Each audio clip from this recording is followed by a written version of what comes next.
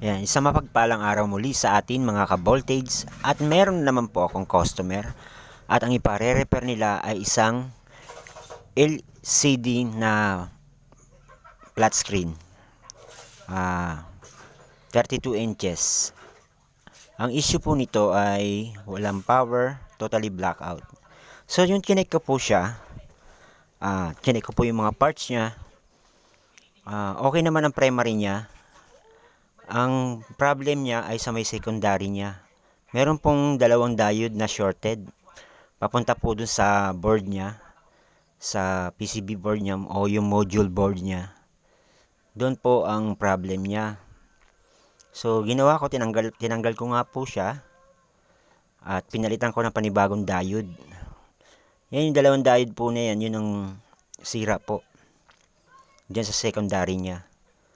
So kung may mga ganito po kayong issue na TV, totally blackout, wala po siyang standby power, malamang sa malamang may shorted po na diode dyan po sa power supply niya. Yan nga po, pinalitan ko po siya. Hininang ko po yung mga loose niya at saka yung mga parts niya na umaangat na, hinina ko na rin po.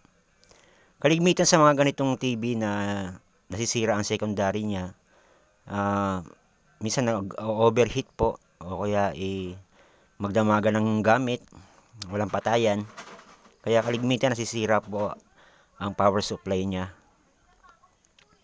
So kung mayroon kayong mga ganitong issue mga ka-voltage na TV na wala po siyang power, totally blackout, walang standby power, maaaring may shorted po na diode or capacitor. Yan nga po, napalitan ko na po siya. Pinabit ko na po uli. Inassemble ko na po siya.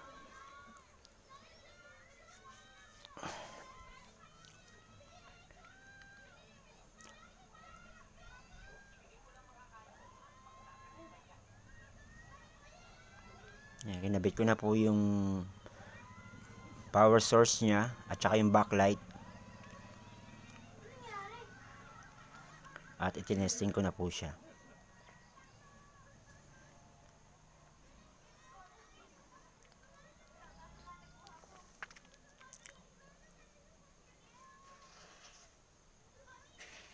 Yan, okay na po siya mga ka-voltage. Meron na po siyang power at meron na pong display.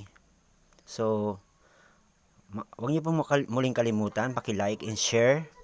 And paki-follow na rin po ang page ko para updated po kayo muli sa lahat ng video o content na ipopost ko. Maraming salamat po muli sa inyo mga ka-voltage and God bless po sa ating lahat.